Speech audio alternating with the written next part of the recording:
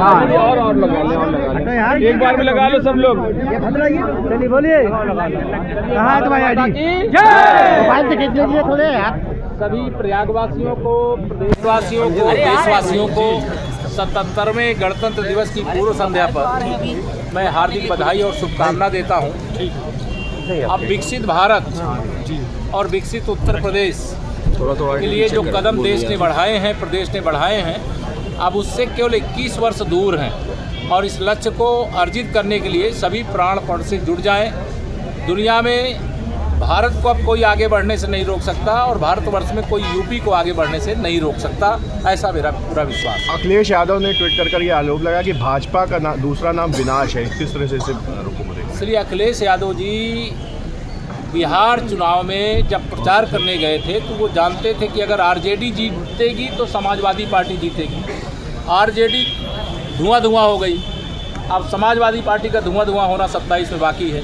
इसलिए फ्रस्ट्रेशन में है, तनाव में है, इस प्रकार के उल्टे सीधे वो लगातार बयान देते हैं। मैं उनसे यही अपेक्षा करूंगा कि उल्टे सीधे बयान देने की जगह गुंडों, अपराधियों, माफियाओं का साथ छोड़ करके अपनी पार्टी को बूथ स्तर पर कुछ कार्यकर्ता हो तो जोड़ करके उसके आधार पर भारतीय जनता पार्टी से चुनाव में मुकाबला करें। लेकिन गुंडों के बल पर भाजपा को नहीं हरा सकते, उनके दम नहीं है और 2047 तक भारतीय जनता पार्टी देश और प्रदेश में सत्ता में जनता के आशीर्वाद से रहेगी और हम विकसित भारत बनाएंगे। माघ मेले में अभी मुक्तेश्वर नहीं का जो हॉट इशू चल रहा है, थोड़ा ऊपर कर लो। ये है कि शंकराचार्य जी को चर्चा है कि केशव जी जाएंगे और शंकराचार्य जी को स्नान कराएंगे।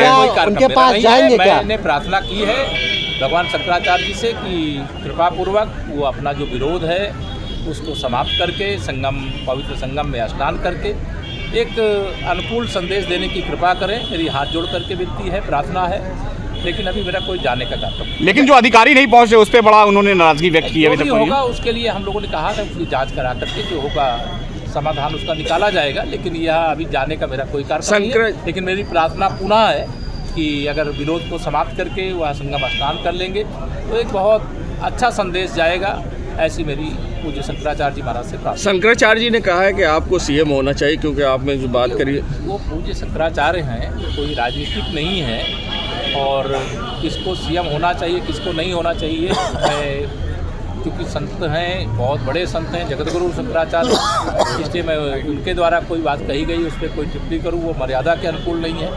लेकिन यह सब तय करना हमारी पार्टी का काम है और उनसे यही चरणों में प्रार्थना करेंगे। हम उनका सम्मान करते हैं, प्रयागराज के माघ मेले में आए, उनका हृदय से स्वागत करते हैं। वो जो विरोध है उसको समाप्त करके संगम में डुबकी लगा करके एक अनुकूल संदेश देने की कृपा करें, ऐसी हाथ। अच्छा, सरकार की तरफ से कोई पहल क्यों नहीं की जा रही?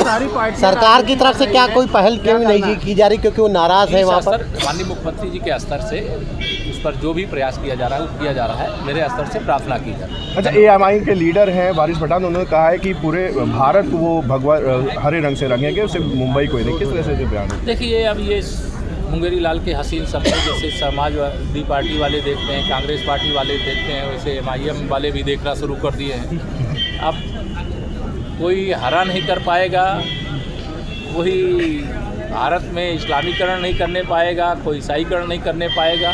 यहाँ सही मायने में भारतीय संस्कृति की जय जयकार होगी, सबका साथ, सबका विकास होगा, सबके जीवन में खुशहाली होगी, गरीबी मिटेगी, भ्रष्टाचार मिटेगा, जातिवाद मिटेगा, परिवारवाद मिटेगा और जो देश की प्रगति के लिए आवश्यक है वह सारा कार्य होगा। आपके राज्य की खबरें, आपके शहर की खबरें सबसे पहले जानने के लिए देखते रहें अमर उजाला। चैनल को सब्सक्राइब जरूर कर लें और पाएं हर अपडेट।